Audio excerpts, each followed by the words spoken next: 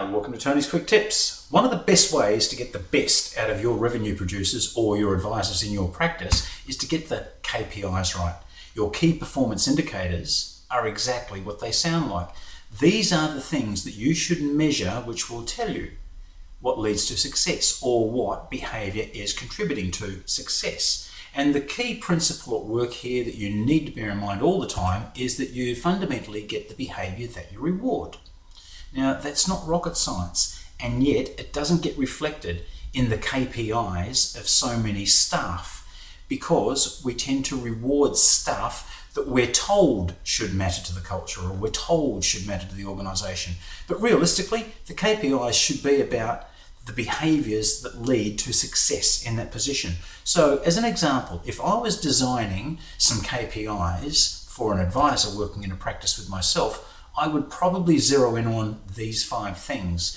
And the very words you're seeing on the left-hand side will fill some professionals today with alarm because I don't like saying words like selling. And yet, when you get right down to it, actually, that is a key function of someone that's in an advisory role. So let me explain. These are the 5 things that I might choose to focus the attention and to focus the KPIs on because these are the behaviours that I want from someone who's coming to work for me inside my practice. I want them to be very clearly focused on the 5 things that matter most to their success and to our success as a business. And one of those things, these are not necessarily in order, but one of those things is prospecting.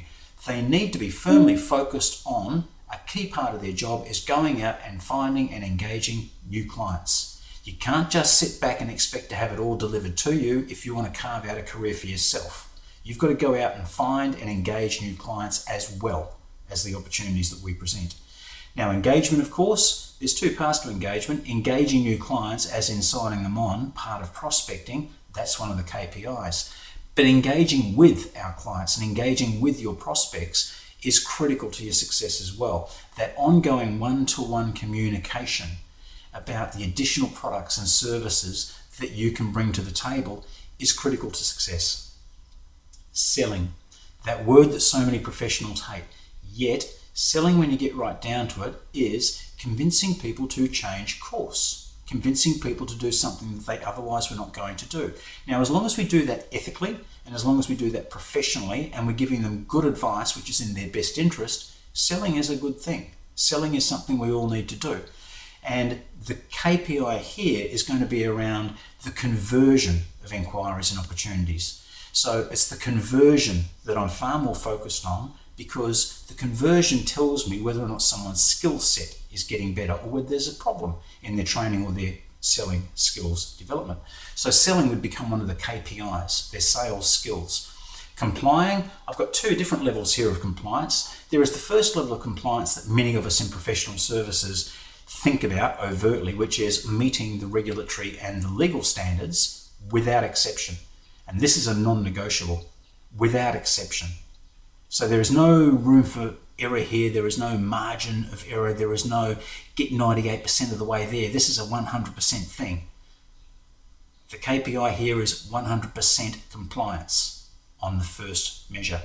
But the second measure, which is even more important, is meeting our internal practice standards and complying with our processes. The way we do things, of course they're compliant with the law, of course they're compliant with the professional standards, but in fact, we're going to be doing a whole bunch of things inside our practice over and above what the law requires, and you've got to comply with that as well. And that becomes a KPI because that is a critical behaviour for the success of the business and the success of the new hire. And the last one that I put in there is ongoing development professionally. So there needs to be a focus on acquiring further or deeper technical knowledge and skills. Get those 5 things right and a new hire in our practice is going to be doing pretty well. So they're the behaviours that we would zero in on and we would measure. They would become the key performance indicator areas that we would look to.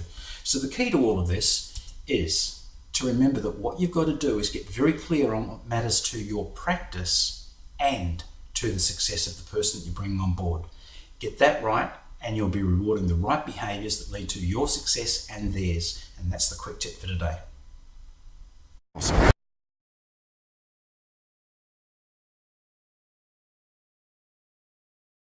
possible.